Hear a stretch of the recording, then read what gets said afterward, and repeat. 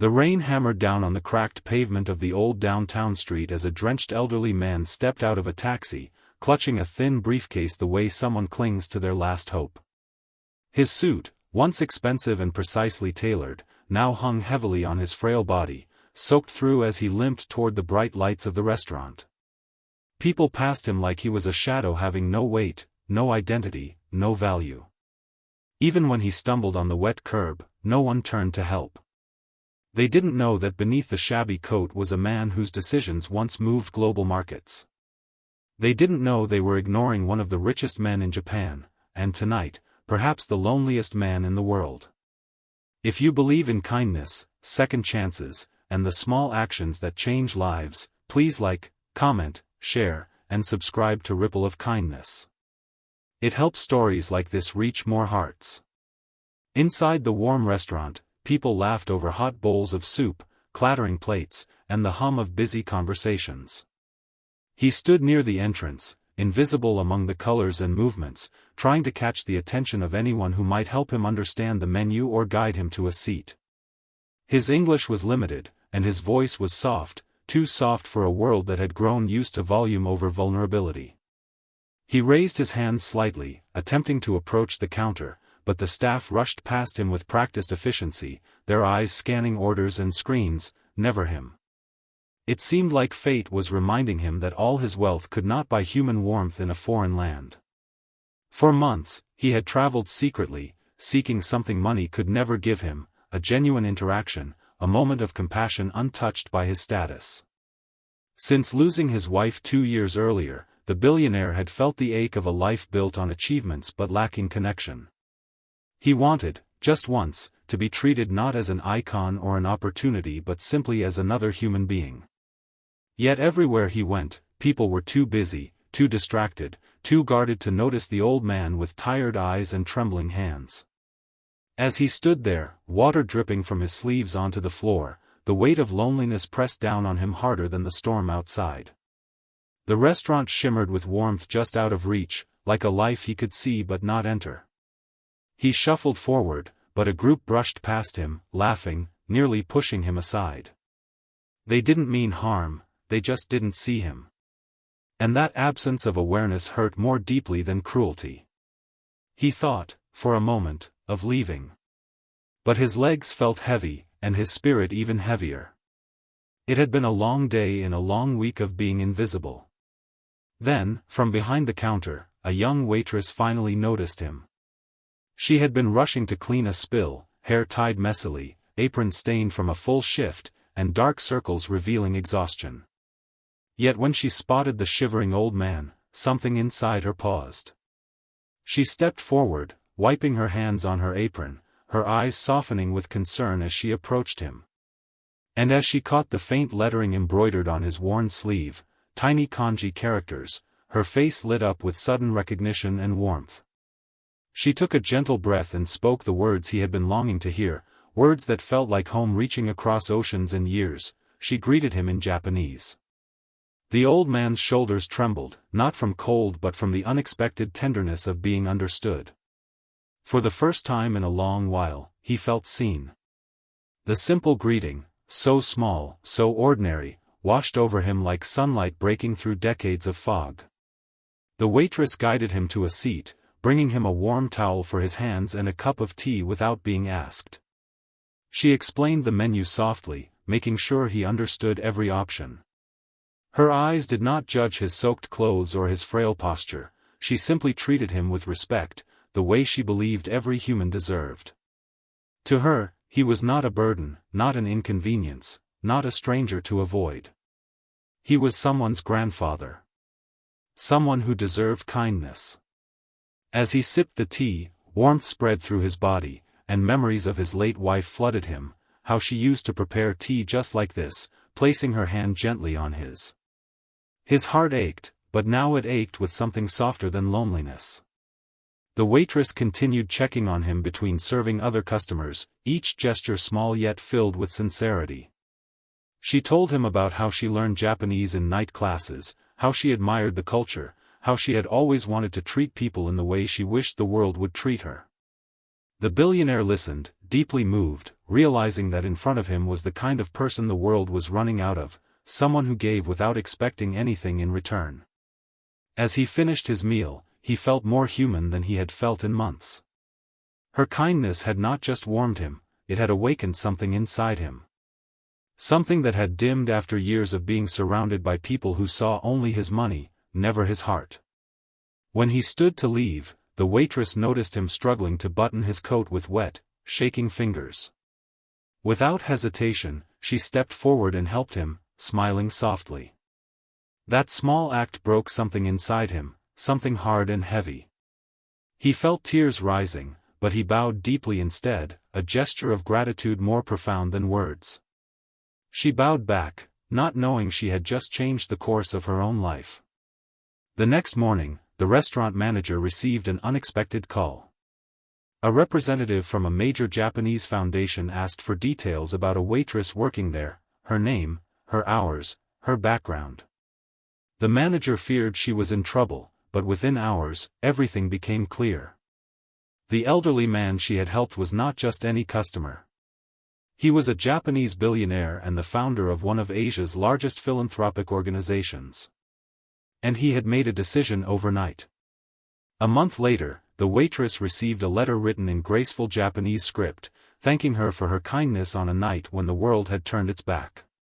Enclosed was a scholarship covering her entire education, a fund to support her family, and an official invitation to join the Billionaire's International Kindness Initiative, an organization dedicated to preserving empathy in a world that often forgets it. But what moved her the most wasn't the money or the opportunities. It was a single handwritten line from the billionaire himself, simple yet profound: "You reminded me that humanity still lives in small acts." Her eyes filled with tears as she held the letter to her chest, overwhelmed by how a moment of compassion had come full circle. All she had done was treat a stranger with dignity, and yet that gentle gesture had rippled outward, touching a life far beyond what she could have imagined. If this story has touched your heart even a little, please like, comment, share, and subscribe to Ripple of Kindness. Your engagement helps keep real stories of humanity alive.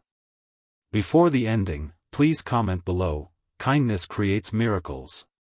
In the years that followed, the waitress traveled the world, sharing her experience, inspiring others to slow down and notice the invisible people, the quiet ones, the struggling ones, the ones life had pushed to the edges.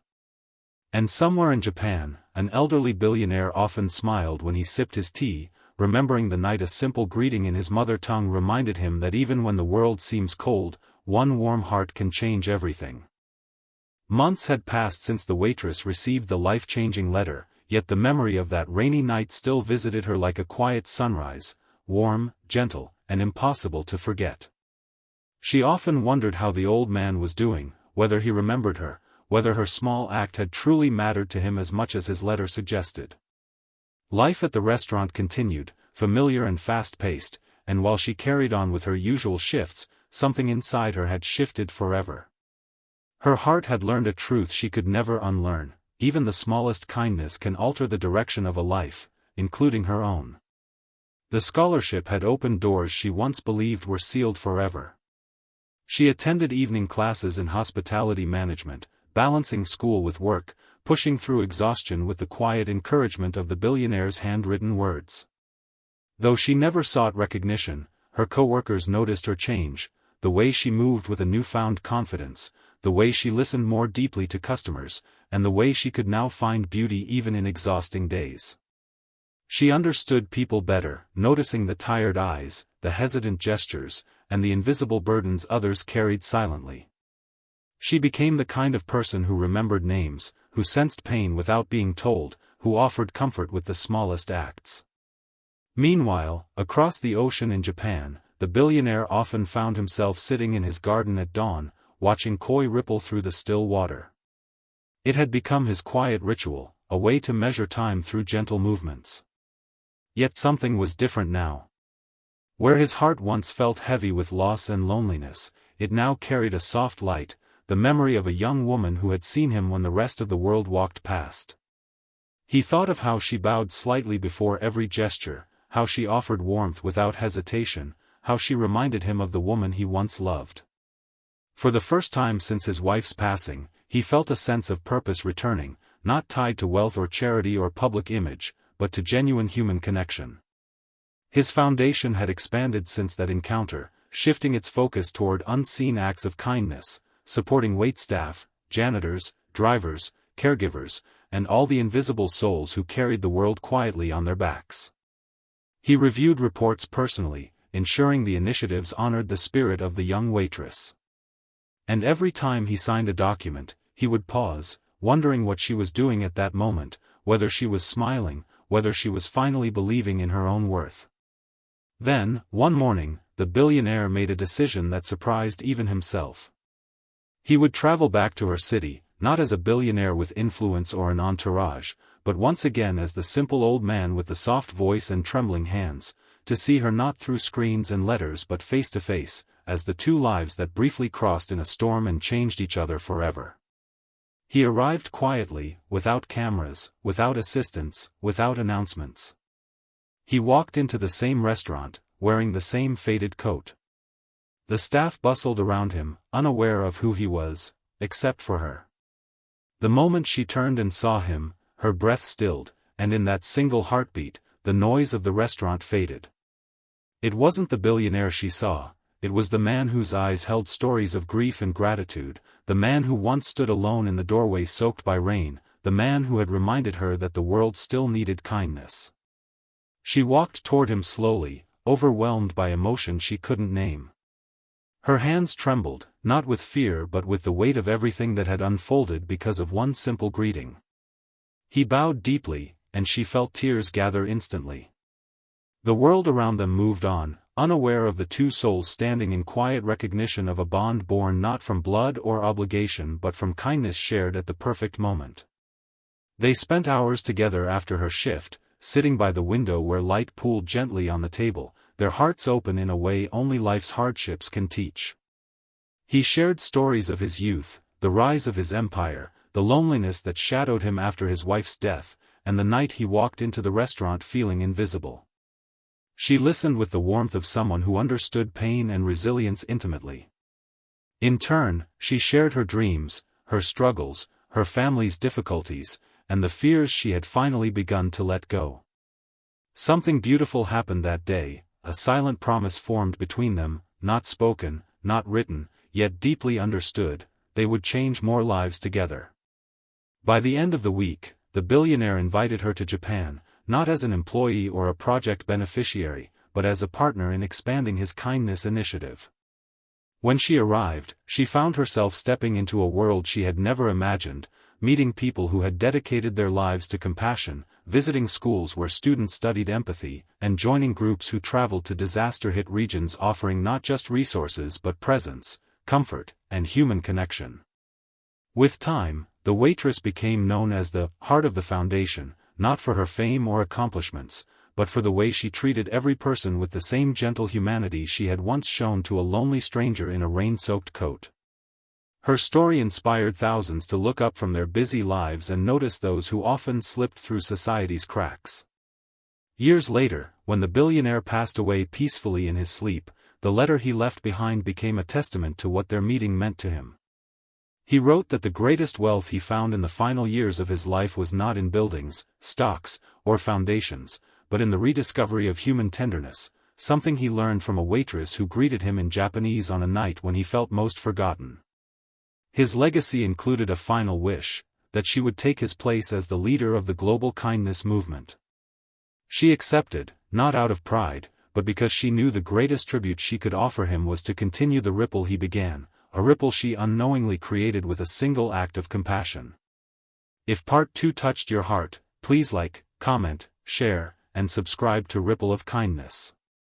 Your support keeps these stories alive. Before we end, please comment, kindness lives forever. And as she stood before thousands during her first speech as the Foundation's new leader, she felt the old man's presence like a silent sunrise, gentle, warm, and everlasting.